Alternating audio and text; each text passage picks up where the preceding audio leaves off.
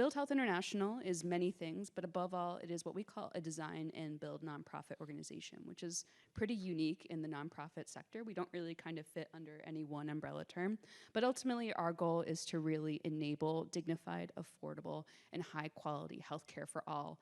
That includes patients all over the world, regardless of where they're from, regardless of their ability to pay. And it's a pretty unique mission, but ultimately it requires a lot of teamwork. So we actually have a pretty large staff of over 100 people, actually originating from over 18 countries around the world and living in different spaces too. So it's a pretty robust, dynamic team.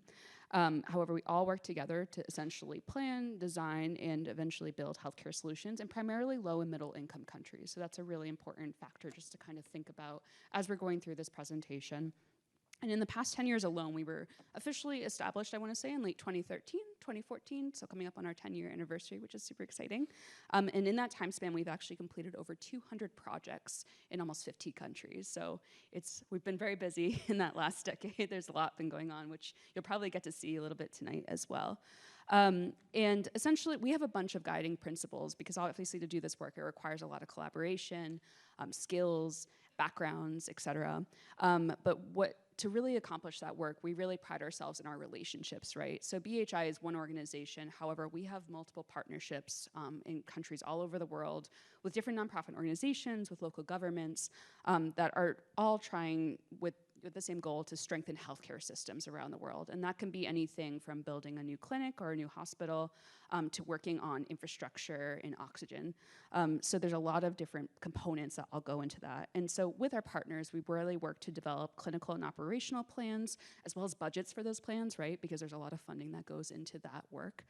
And also ultimately to ensure the delivery of high quality, comprehensive, and dignified care in several health spaces. And we really build and maintain those relationships. One of our partners, we've been working with Partners in Health from the very beginning for almost a decade, so we have really close relationships with a lot of different folks.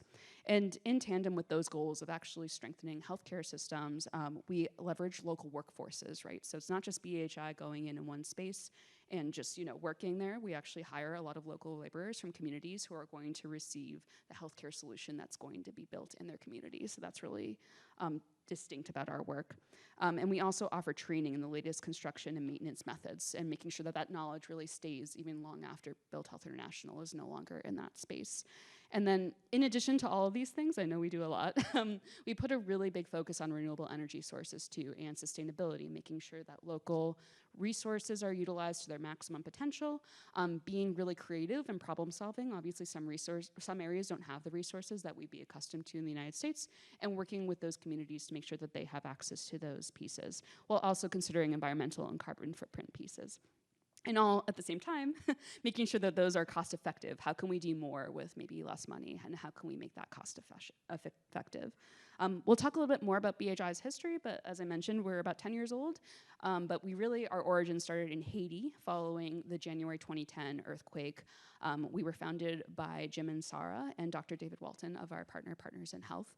And our origin story is quite impactful, but it really started all in Haiti with the construction of a 300-bed teaching hospital that has since really redefined what healthcare looks like. In addition to kind of all of the other things that I mentioned, we do offer an array of services from architecture and engineering to facilities equipment. So what that kind of means is resourcing materials, procurement, making sure supplies get to countries as needed, and more. Also the actual construction, so building the project if that is needed in the project. And then also research and advocacy, filling in the gaps and sharing what we've learned in our work with others and making sure that that information is widely available. So that's a little bit about BHI, and I'm going to pass it off to my colleagues for the panel discussion. I'd like to begin by thanking Rosanna for that great overview and lead us into our first question of the night. You've already heard the term global equity quite often, and so I'd like to direct the first question to Omar and the rest of the team about who really is BHI and how do we continue to advocate for global health equity, and what really is our role in healthcare. Thank you, Olivia. Thank you, Rosanna. Good evening, everyone. Wow, I don't know what to say. I think Rosanna covered everything already. But I will take a few minutes just to give you a background, who is BHI, and how we started, and how we advocate healthcare. you're probably thinking that I will say, oh, BHI is another NGO, and I think we're a little bit different. Um, I remember, like Rosanna was telling you, um, going to Haiti in 2010 after the earthquake. Probably many of you know about the devastating earthquake in Haiti in 2010, where more than 200,000 people lost their life, unfortunately. Um, I went to Haiti with a group of people, including the founder of BHI, Jim Ansara, and David Walton, to build the largest teaching hospital in the country, where none of the hospital were functioning due to the earthquake and the healthcare system that was collapsed at that time. And we, with many challenges, were able to create, the largest infrastructure in the country. 3 years later, we realized that we did the impossible with no materials, no labors, basically. And when we opened the hospital, we sat together and said, "Oh my God, we can replicate this. We did something that was almost impossible to do." And said, we thought about like, okay, why we can't continue? I think the world needs our experience, our knowledge, and I think they need access to healthcare, especially low resource settings. That was the idea.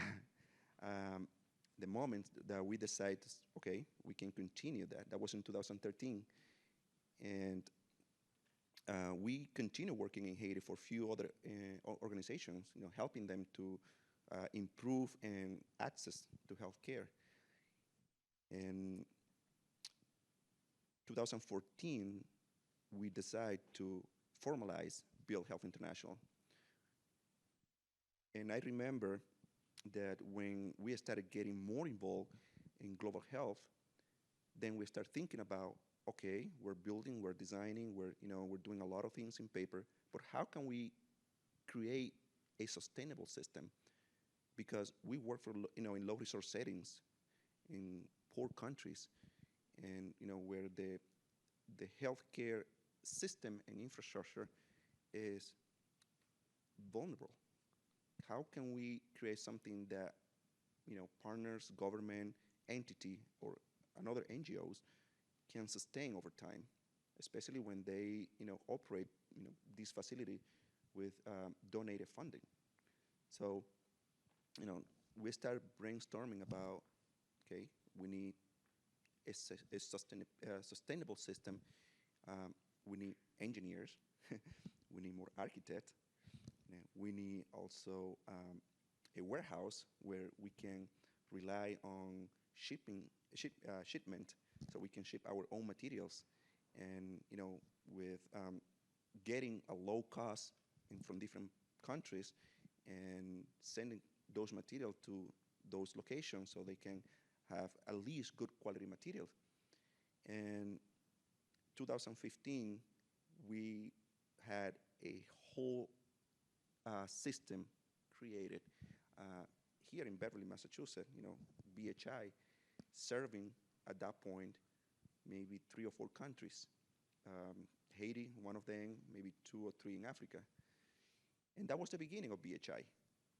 That is when we realized, okay, we are an entity that is serving, the most needed in the world, and we can't stop. There's no way we can stop because the world needs us, honestly. And as we get deeper and deeper into other countries, we realize also that there are more needs, and we needed to continue. Like Rosanna was saying, we are in about 50 countries right now. And I think the way that we advocate for health equity is being there, see, being where we need, when we can provide services, where we can provide expertise, where we can, make sure people can have access to healthcare. And How do we do that? Basically, we do that um, collaborating with local partners, local entities, governments, um, and finding a way of adding something different in the country that they don't have. We, we work in healthcare. You're not going to see BHI, building, a mall, a commercial building or something like that. We are 100% focused on healthcare, starting from planning all the way to lab, um, warehouse for medication, even planning, community planning related with healthcare. So I think in the way that we advocate for healthcare is understanding the needs of those places and being available for them. From a simple phone call, just helping them to realize, how to proceed, how to create a system or improve infrastructure, all the way to having hundreds of people on the ground building a hospital. Thank you. Thank you, Omar. Now that you have a basic understanding of kind of where BHI comes from and why global equity is so important to us as an organization, I'd like to ask Leticia first, kind of what does global health equity mean to you, and how do you strive for that on a personal level as well in your everyday work? Hi, everyone. Thank you. So, health equity to me means to grant access to a basic human right for everybody, regardless of their race, gender, religion, or financial status. I come from a country where this subject is approached in a very different manner than US. So I personally strive to bring a little bit of my culture into my work ethic, and that's all translated using the interdisciplinary soft skills and hard skills that I've been learning here at Endicott. Trying to be a better team member so I can be more efficient, more productive, and also contribute to the company overall. Great, thank you. Thank you. So we'll move on now to kind of more project specific and really a lot of our work within Haiti for the whole group. So you've heard about the Hospital de Mirabelet already, and we'll also talk a lot about the Maternal Center of Excellence currently being built in Sierra Leone. And so this question is for the whole group, and it's kind of, can you give an example of a project or more that has presented several different challenges and how BHI has really worked together as a multidisciplinary firm to kind of solve those challenges, internally and on the ground? Sure. Okay. Wow. I can pick many projects, but yeah, let's talk about the MCOE project. The MCOE project means Maternal Center of Excellence in Sierra Leone. It's located in a small town called Kono, which is very close to the second largest diamond mine in the world. And you might probably you're thinking, wow, that could be a rich country, but it's not. Unfortunately, it's not. Sierra Leone has the highest mortality, maternal mortality rate in the world, unfortunately. And that was the main purpose that, or the drive, that make us to take the decision to be there. And this is going to be the largest maternal hospital in the whole region. And when we got there with Partners in Health to start construction of this hospital, we found out that first, being a low resource settings, we couldn't find any of the material that we needed for this hospital to bring the quality that we needed, to create that infrastructure. The first challenge that we faced was we had to import almost 60% of all the material of this project. Right now, I will just put a rough number, but I will say we are sending around 80 containers of material from the US, from our warehouse in Beverly, around probably 30 more containers from all over the world, including Turkey, Dubai, Dominican Republic, Haiti, US, of course, as well. So all over the world. And How big are those containers, just to give some Yeah. perspective? that's a good question. So the containers are 40 foot long and 20 foot long as well. But other than the container as well, we do other shipment logistic, which is air shipment, and also we do LCL, which is less than a container as well. So the supply chains and understanding and the issues of supply chains right now in the world, sending that amount of container with the planning and the logistic and the infrastructure of putting all that together is a challenge. It's a big challenge for BHI.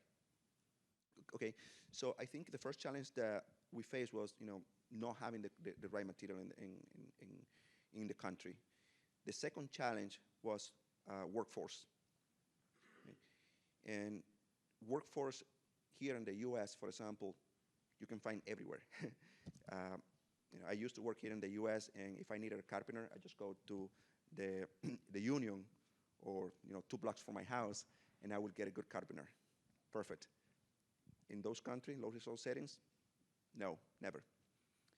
So the first thing that we had to do is bring volunteers and skilled labor to Sierra Leone and train local workforces, hundreds of them.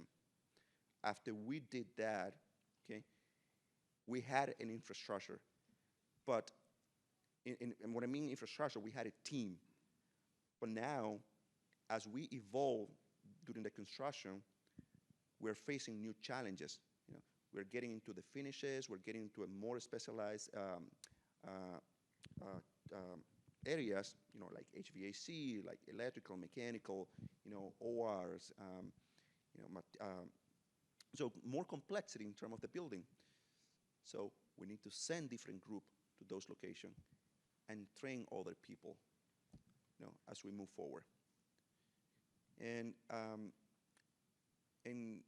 many other challenges, like understanding the culture, working in a new country, it's very difficult. Understanding how they do things there, and try to adapt our system to their system, and in collaboration, without creating any conflict with the community and with the government as well. So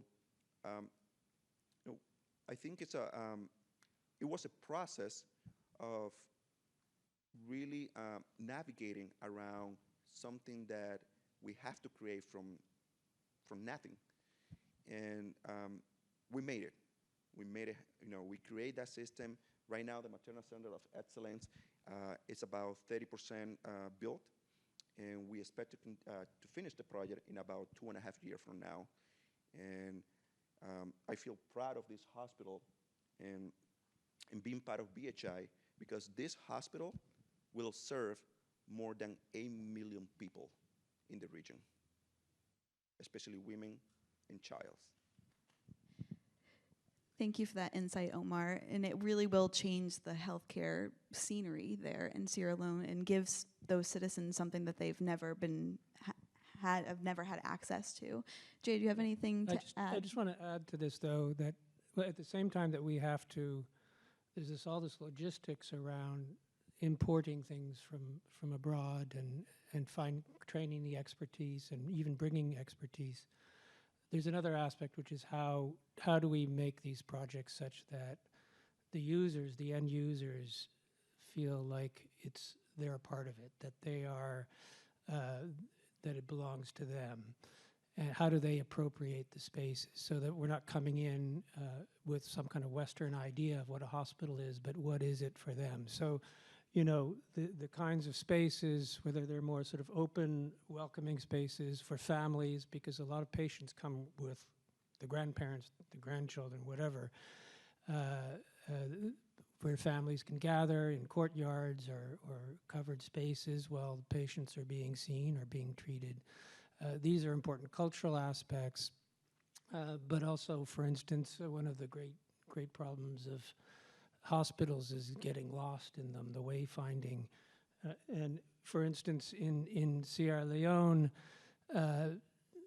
people use a lot of broken tile as a way to decorate their houses, their patios, and obviously there's a skill that we can use locally. So the wayfinding for this will be based on using broken tile patterns to identify buildings or pathways. And so these are sort of small ways in which we can kind of connect with local culture and make it feel like they're a part of it. So I just wanted to add that. No, that was great. It really does emphasize just how diverse our staff is, and really how we try to promote health equity within a geography and a gender sense too. I'd like to highlight that our Haitian staff was actually so established and trained from BHI doing work there that we actually sent them and had the ability for them to travel to Sierra Leone to train those local people. So we're sustainable in an environmental way, but also in a sense that we're building careers for people. We're giving them access to jobs and healthcare and kind of this full spectrum thing. And Jay, something you also kind of mentioned was this idea of participatory design and that whole process. That leads us into our next question about a very special project master planning document we did for a hospital in Africa. Would you like to highlight and go into a little bit further depth about that? Yeah. So that's another way in which these projects feel connected to the communities they serve. In this particular project, it was a master plan for a small clinic in Uganda, in the rural heart of Uganda. And it's run by a group of sisters, part of a religious organization who do tremendous work. But this particular project, which starts as a small clinic, they want to expand into a regional hospital focused on maternal and child care. To pull this off really involved a team of us going over there for, a long week and holding participatory workshops, not just with the client and the users, but also bringing in the Ministry of Health, bringing in the local mayor, bringing representation from the community to really garner, some consensus around what this project should be, what it should look like, how it should grow. Now they didn't have the funds to build it all at once, so we had to think about how it could be built incrementally. And we would break out into, come together as larger groups to point out themes that we might want to explore, break out into smaller groups to have discussions around those themes, having those smaller groups report back to the larger group what sort of is entailed in the conversations, and coming to consensus about what are sort of the guiding principles, what are the goals, what are the real needs for the project. So, and this is all done in a week's time. It goes pretty quickly. When we came back, we put together a final master plan report. And, in many cases, in particularly this one, we're not there to necessarily build the project. They're building it themselves. So this leaves them a roadmap. And they've already started construction on their own, and they're off to the races. And it's happening. So that's but here they feel really invested in it, and that's what we try to do with all the work that we're doing. Thank you, Jay. We hope so far that you can really see just how much community impact that we aim to have and how much we appreciate and try to integrate other cultures into our work so that these designs are successful long term. You also saw on that previous slide, we do a lot of natural ventilation, different things like that from a sustainable aspect.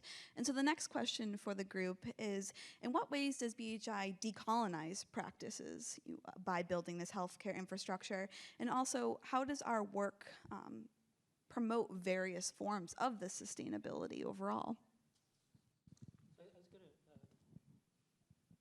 I'm going to talk to that one. This is a really important topic, and there's a project that we're working on right now called ACEGID.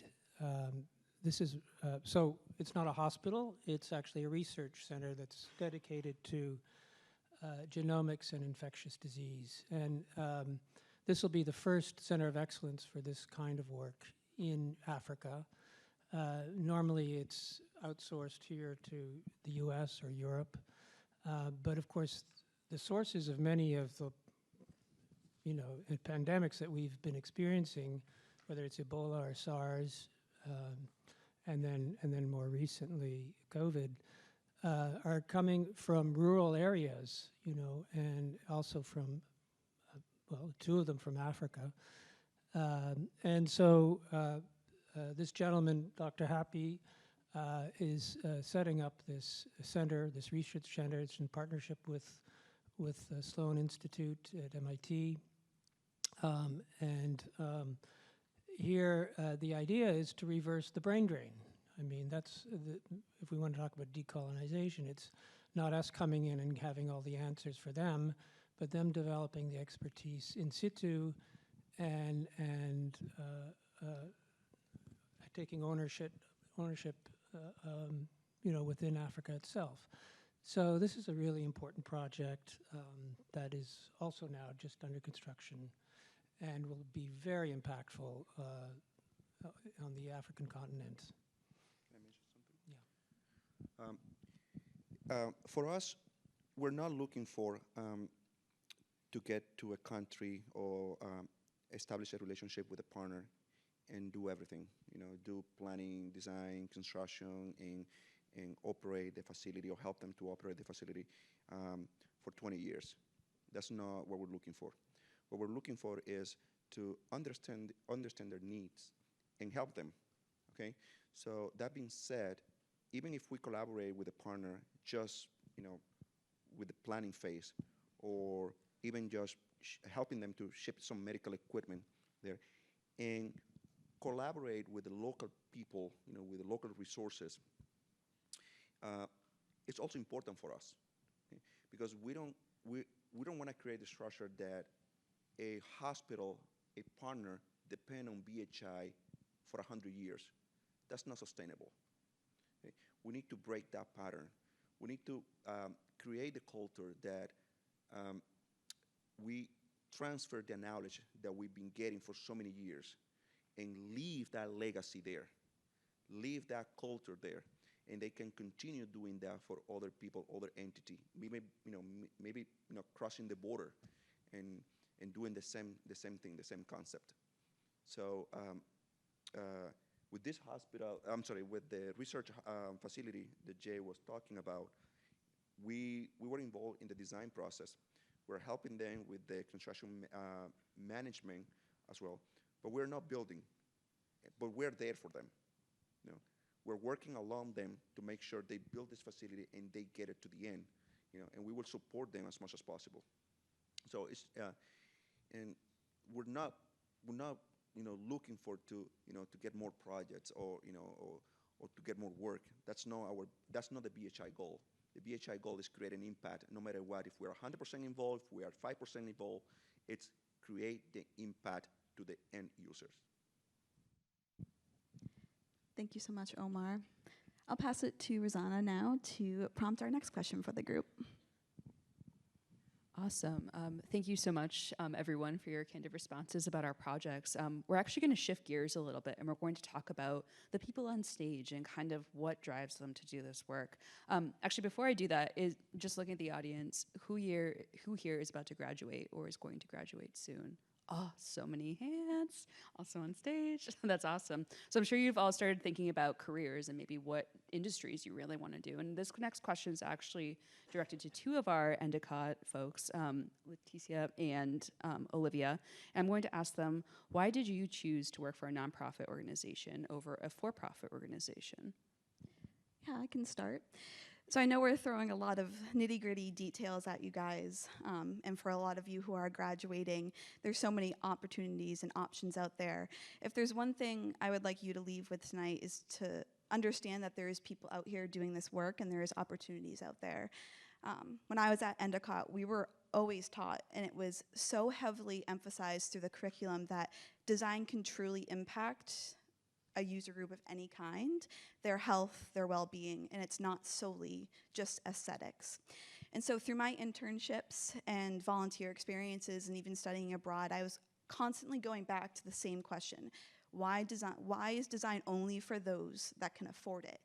We're taught that it can impact everybody in some way, negatively and positively, but I'm only working for a residential firm where it's multi-million-dollar houses.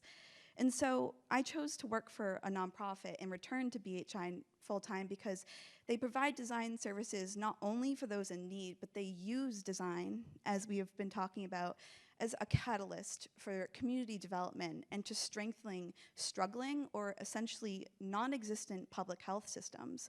And they do so much more. Like both Omar and Jay have mentioned, we look at sustainability in all aspects: economic, social, cultural, and environmental. We've mentioned partners in health and Paul Farmer already, and he was truly a visionary and kind of an integral part of BHI's success. And he once said that the idea that some lives matter less is the root of all that is wrong with the world. And that is one of my favorite quotes that I truly return to in my everyday work, because it truly embodies the career path I want to continue on. So I hope that we've kind of given you a little bit of a perspective on there is nonprofits out here doing it. They're doing it sustainably for communities in low-income countries, but they're also doing it sustainably for their employees so that we can do this rewarding work and still, live our lives and kind of have that perfect balance. Yes, John? I want to just add to that point. We teach design here at Endicott. It's centered on people. It's not centered, we create spaces for people. We don't create spaces for financial institutions. We don't create it for retail. We call it different disciplines, but it's all about human beings. It's all about people. That's what getting involved, and it doesn't have to be necessarily nonprofit, but getting involved with helping people help themselves. One of the biggest ways of helping people to help themselves and for them to take ownership and responsibility and feel good and confident about what they do is education, and give them the tools so they can do it themselves, so they can teach others. That's what we do as a human on this planet, is that we deal with people and we deal with other people. And the more that we get, more that we deal with the overall world community, and it's just not helping out, it's just being involved in the world community, the better this planet's going to be. And maybe we can actually, as together, work on some of these major planet issues. Instead of breaking them into their little pieces, we can manage that, right? If we work together. And I guess in a way, because that's how we teach design here, is for people. So. I just wanted to add one thing about to your thing about why we do this, and mostly it's because the challenge is interesting. It's an interesting one, how to do more with less and really land in a place and try to understand, what are the local resources that you can draw upon, but what you need to bring to the place that they don't have. But working with, I had a chance to work with Paul Farmer on the University of Global Health Equity in Rwanda. So we've been building all these hospitals. Now you have to train doctors and nurses, and in Africa, again, to prevent the brain drain, And in that project, he challenged me and he said, what I want you to do is design an architecture of hope. I was like, what does an architecture of hope look like? And that was like, that got me thinking, They didn't teach us that in school. Because hope is what these people need, I just leave that as a question because I haven't answered it yet, but I don't know if I ever will, but it's sort of what keeps you going. Thank you, Jay. Leticia, I'd love to hear your perspective as well as a fellow Endicott student. It's kind of hard to go after that, but Well, there are many reasons why I chose a nonprofit, and they kind of fall into two bigger categories. The first is selfishly the rewarding feeling that you get from using your career towards this like meaningful projects and contributing and leaving something behind to communities that substantially need it. For example, many of the projects that I have been involved so far are in zones seismically active, which means earthquakes are still happening and these buildings end up working as shelter to the community. So that alone is something that keeps me there, working harder to stay there. And the second thing is the format that BHI works as a company. You guys notice that everything is very inclusive, and that reflects internally as well. The communication between the architectural teams, engineering, construction and management, oxygen team, it's great. And we often have internal meetings and lunch and learn sessions where we teach each other about aspects that are fundamental to each team to consider while they're doing their designs. And every single member of BHI can go home learning something new, whether you're a staff member from the warehouse or you're a leader engineering. Everyone learns something from those meetings, and that's what I love the most about this place.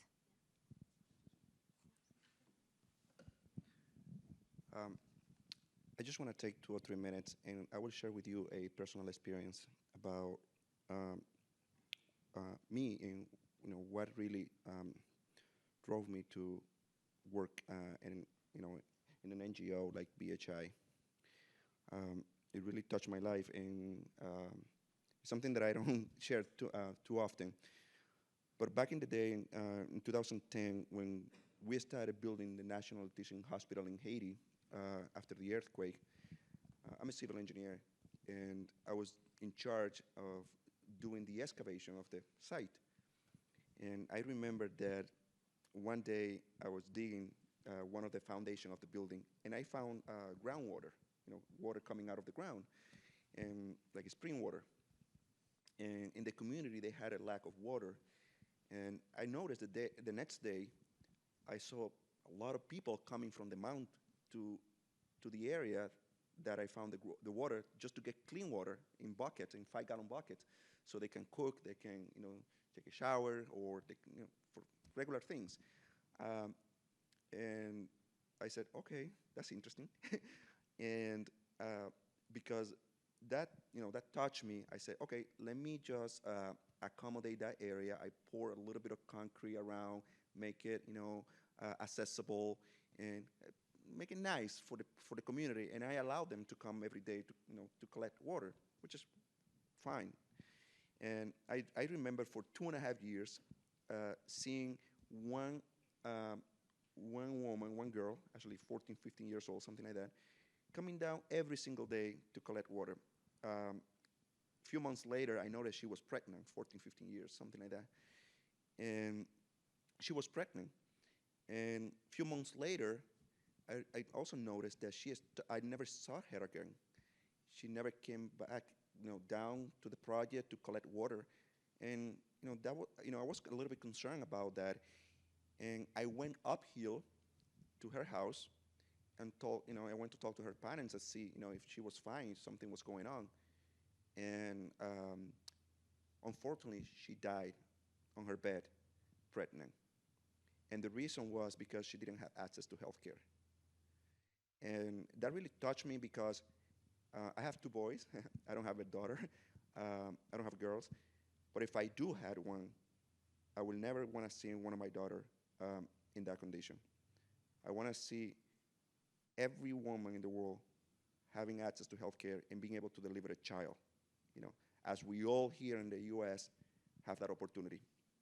Because we go out, and in less than a mile, we're probably going to find, 1 or 2, urgent care, at least.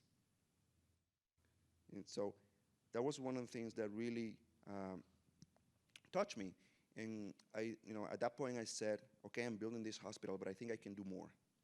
I can definitely do more with my career, with my life, and the world deserve more. So I just want to share that experience with you.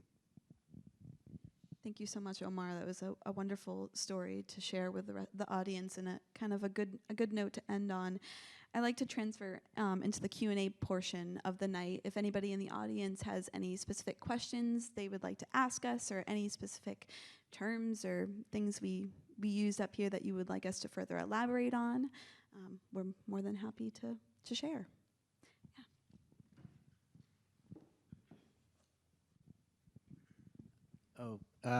Thanks very much. I actually have a two-part question. One concerns materials. So you explained very clearly that maybe 70 or 80% of the materials that you need to build the projects, the ones that you take all where your services require you to go all the way to construction, that you have to ship those from the United States. For the other 20 or 30% of the materials, can you give examples of materials that you found locally that have really enabled you to use local materials and local labor, and how is that going, and do you sort of hope for that to kind of increase? That's part one. And then part two is really about the labor. You mentioned that if you get to a place like Sierra Leone, the local labor workforce can be very scarce, so which requires you to bring over, to train a lot of people to do this. So how have you pursued the idea of perhaps prefabrication, where you're bringing sort of like larger pieces that involve assembly on site instead of perhaps the conventional notion of construction? Some sort of, yeah. Thanks. Thank you. Both really good questions. The first one, the 20-30% of material that we find locally are typically what we call rough materials. Those rough materials are sand, gravel, cement, block, lumber, and even in many cases, even you find those material locally, sometime, like for example, the block or the concrete, for example, you have to design the mix, the component to make it at the quality that you're looking for. Okay, so I have done this many times, where we have the gravel, we have the sand, we have the cement, but they don't know how to mix for 3,000 psi, 4,000 psi concrete strength, and things like that. And I have to work with the local forces, even having the local material there, how to do it correctly. Okay, so, same thing with the mortar, same thing with forming, the roof or beams, columns, and things like that. Teaching them, how to do it properly. So.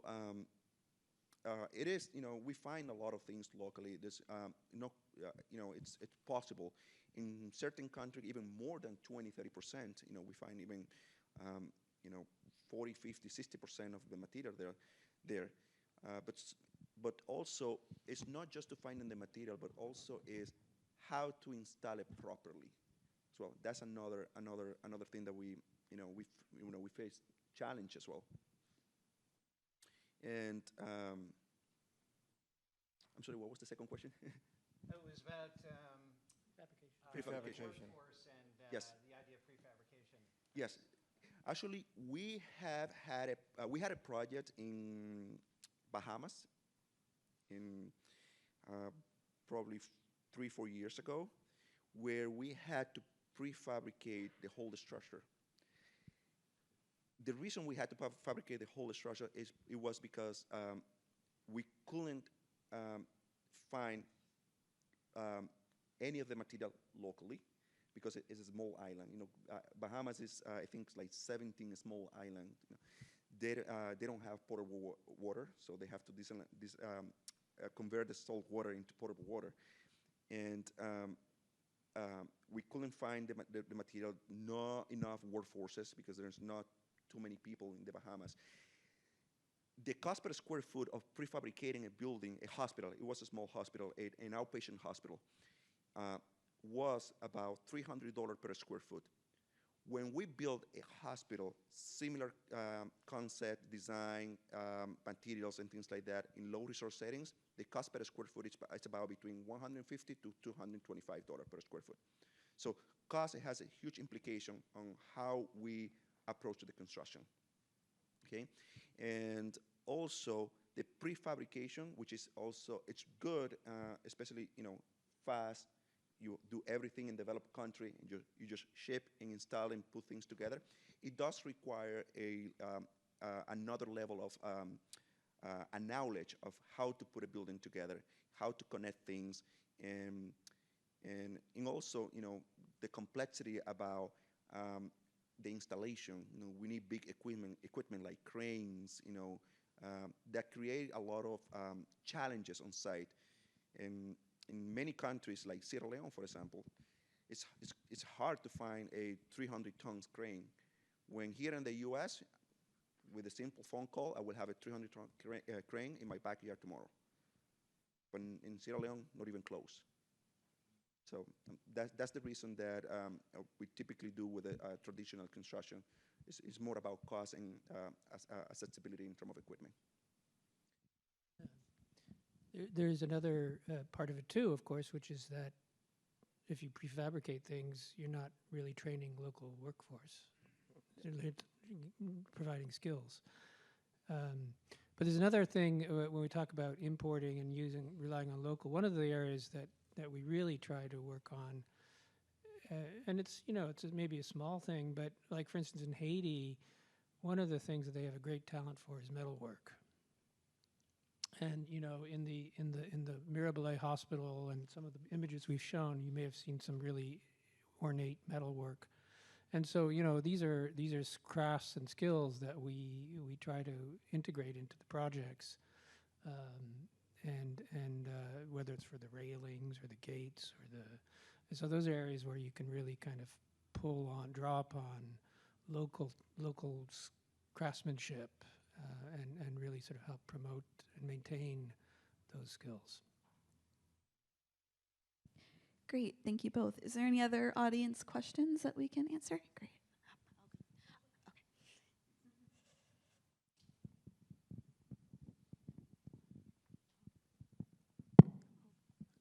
I just want to ask, how do you guys do like research about like the local culture there, and like how are you guys able to implement like local things that only they know about? Do you want to answer? I think I want also you to speak because we have done this multiple times. Thank you. That's a really good question as well. So, yes, we have worked in about 50 countries, and every year we get to a new country. It's always that's the case. So we get to an environment that we don't know, and the first thing that we do is we go there. We decide. We put together a group of people, including engineers, architects, construction manager, healthcare staff as well, just to go there for a week, for 2 weeks, meet with people, understand what is available. When I go there, for example, I leave the architect meeting with the staff and the operational people of the facilities. And I go out to the community and find, what are the depots available, what are the materials available. Can I, if they have like a gravel mine, sand mine, if I can find cements, rebar, and all those kind of things, and also look at the quality of those materials. Okay, what do we do with that? The architect team, they collect all the information about the facility to put on paper, what needs to be designed and built. I particularly, for example, in terms of construction, I help the design team to place something that could be built in those places, in those locations, with the resources available. In some cases, because the resources are not available, we make the choice to import certain materials. Of course, understanding that importing material has a cost implication. It's not the same thing that buying rebar locally, low quality, than buying high quality rebar from Turkey. Okay, so those type of things we consider during the design. Maybe, for example, if we want to use low quality rebar, we need to reinforce even more the building, but it's locally, low cost, and it's just going to be too much rebar, more workforce. And we try to make a balance between, okay, high quality, low quality, more material, low cost. So those are, all that information help us to put together the drawings, the plans, the project at the end. Okay, so we do some research. We go over there. We talk to people over there. Typically, also because we get to those places through a partner that reach out to us for a project. We try to connect and get them very involved since day one of the project, so we can gather as much information as we can in order to accomplish something that could be realistic based on the environment. I'd also like to reiterate on that point, and like Rosanna mentioned, that our research, and we can do as much as we want, but we rely heavy on those partner relationships, and that's why it really is so important that we establish and keep those long-standing relationships, because we have to rely on them for certain things as well, like you mentioned. One thing that BHI, I think, does really well is that we don't go in pretending to have all the answers, which I think is something that problematically has been a trend in a lot of nonprofit sectors, right? We talk a lot about global north ideology. I don't know if that's a term that a lot of folks have been kind of familiarized with, but global north is sometimes referred to as countries that have historically maybe oppressed other countries, or maybe, have a history of colonization, right? And so what BHI does, and we talk about global north, and then we also talk about global south, which are the countries that have been affected by harmful practices like colonization. How do we work together by blending global north methods and practices, but without harming or causing more harm to those global south countries? How can we leverage their skill sets and abilities and really provide a holistic healthcare solution and maximizing that? So the partnership relationship is really important to that holistic approach. So definitely we are learning continuously. We're also not gatekeeping that information. We want information that we have learned to be shared amongst other people. So we haven't talked about it, but we do a lot of oxygen work too, which has a whole other side of technical strengthening, but it's essentially providing a systems-based approach to folks who are other countries, mostly in sub-Saharan Africa, that have failing oxygen systems, mostly after the COVID-19 pandemic emerging, having, patients who are relying on a lot of oxygen, having too many patients at a hospital and those systems failing. We've learned a lot from that work. Our oxygen program has grown exponentially in response, but we're not keeping all that information that we've learned about servicing oxygen to ourselves. We're talking to a lot of different people, major partners, Global Fund, Gates Foundation, and whatnot, and making sure that that information is shared widely. There's sometimes, the trade secret part of a lot of organizations, but we're really, really emphasizing that knowledge should be shared and celebrated. And also quickly add as well, like Omar mentioned and Jay, that we send people to do site assessments and kind of understand the existing conditions, but we don't only do new construction, we also do hospital renovations. So our team might go over there and there's a hospital already built and we have to use systems. For example, we have a Matterport camera, which essentially sets up every 10 or so feet and takes 3D scans. And so that's uploaded to the company, and we are sent back essentially a model where you can walk through and do tentative measures and things like that, which is a whole new ballgame when you have to go from that to building it into Revit, which you all are very familiar with. So that's something, another level of the research, as well as understanding the existing conditions and kind of having to work with the structural teams and the civil teams to understand, is this sound? Can the design we're proposing actually work? and all those different aspects as well. And going through those Matterport images, I remember being an intern and working on the River Valley Master Plan and kind of going through this Matterport and watching and having a site visit kind of review and going through some of these images, and just, I was mind blown at, like Omar mentioned, we can drive 2 miles down the street. There's a health center right here on campus for you guys, but some women are walking 20 miles, 30 miles to come to the hospital just for a prenatal checkup.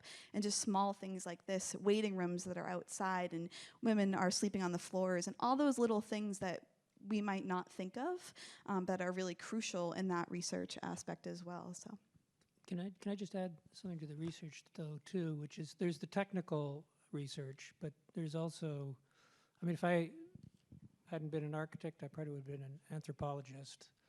And that's really sort of going and observing the culture itself and finding clues within the culture. So coming in with eyes wide open and fresh eyes, and not sort of bringing your preconceptions with you. So, you know, keeping that open mind. Like interestingly, like an interesting example was with the University of Global Equity in Rwanda. I was interested to go see, you know, a remnant of traditional agricultural village, you know, and it revealed a whole kind of understanding of spatial syntax of how the Rwandan and that whole sort of Eastern African culture saw space, you know, where we see space as sort of direct lines from A to B and axial relationships. Theirs was much more informal and kind of labyrinthian, the way you move through space. And, you know, the journey to getting to the space and the thresholds that you pass through. These are sort of very important spatial aspects that are sort of part of the culture.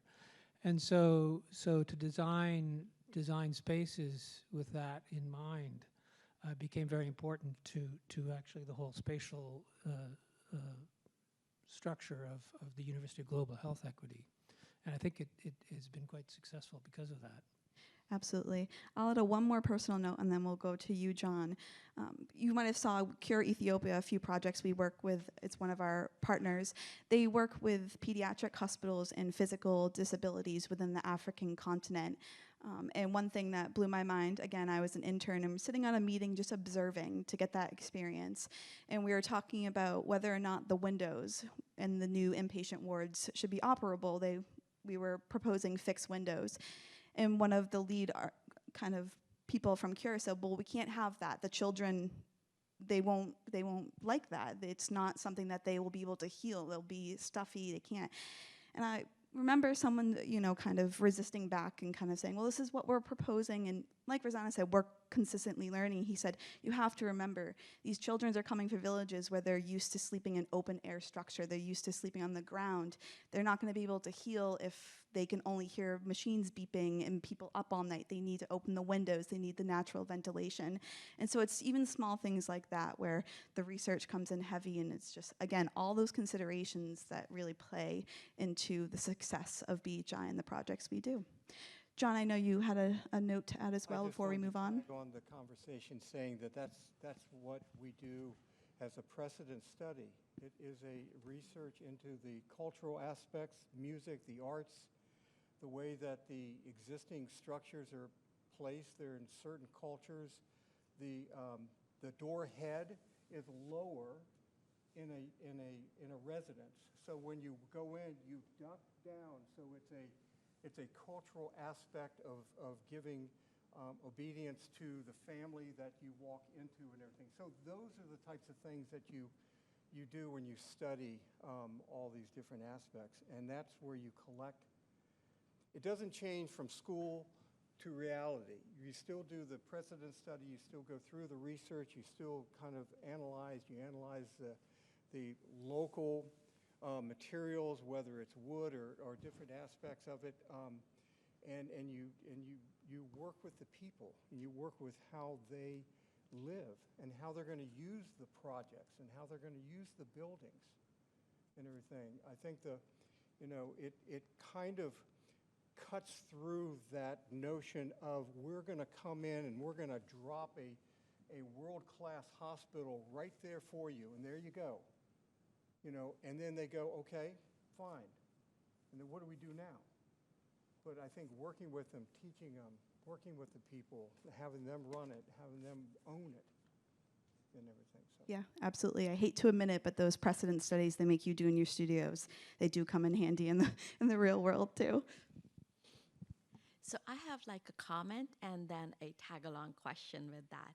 So first of all, I have to say it really is so great to hear the sensitivity with which you are handling that whole thing about decolonization and the brain drain.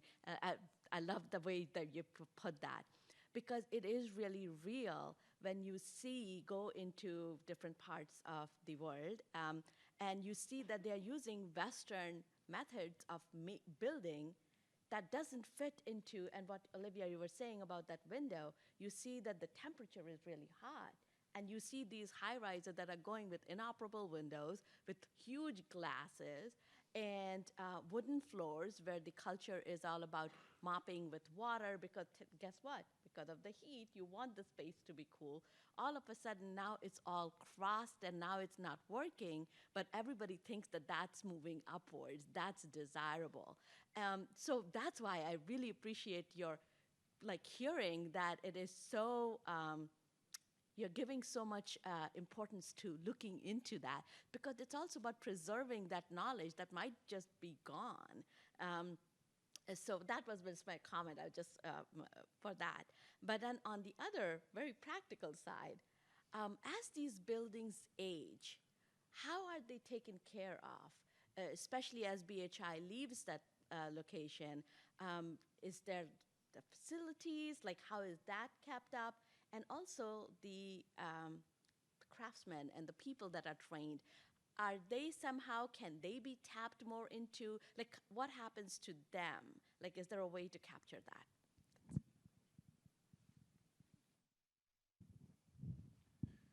Thank you.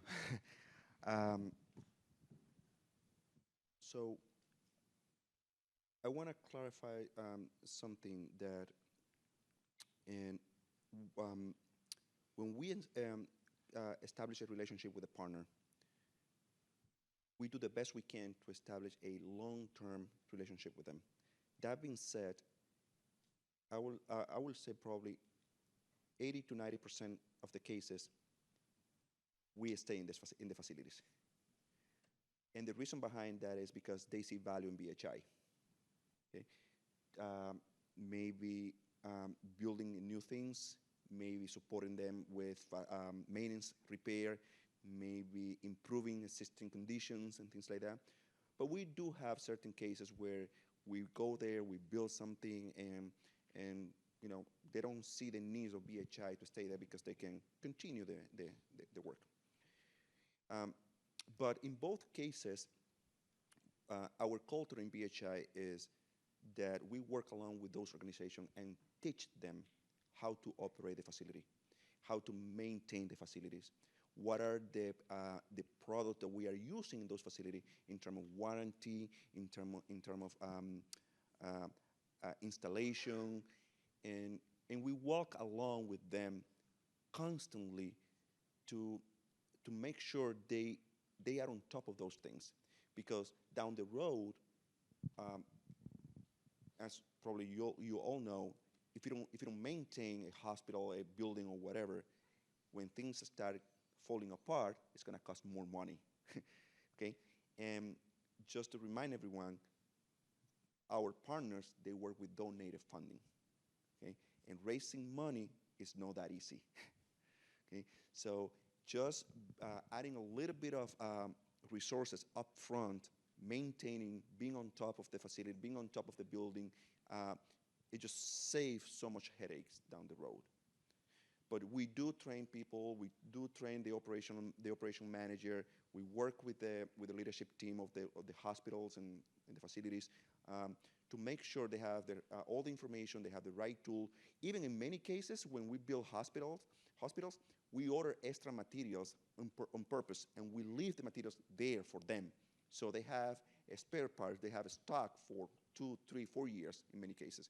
And if we, in the case that we can't leave a spare part because we were tight on budget or any particular reason, they have all the information about BHI, how to connect with us again, or how to reach out to those vendors and order those parts directly. So I haven't seen any scenario where a partner honestly hasn't reached out to BHI for something. Even we do it ourselves, or we just provide information to them how to do it. I'd also like to note on top of that, on top of everything we've been talking about, there's a whole nother department at our company as well that focuses on medical oxygen. So now we have our hands in design, we have our hands in the construction and in the civil engineering. On top of that, since the pandemic, we now have probably a team of 10 to 15 full-time employees that are devoted to building PSA plants, which is actually what produces medical oxygen. So someone comes into the hospital, they have access to that. So that kind of goes into that realm of, as well, of we're doing training videos and we're putting boots on the ground to really either fix those PSA plants, install new ones, train their staff how to operate them, so that over time we're continually building that standard of healthcare and what access really looks like for them. So we have time for one more question if there's any final thoughts, if anybody has anything. All right, then I'll pass it over to Rosanna and Omar for the closing remarks. And thank you again for everybody for coming.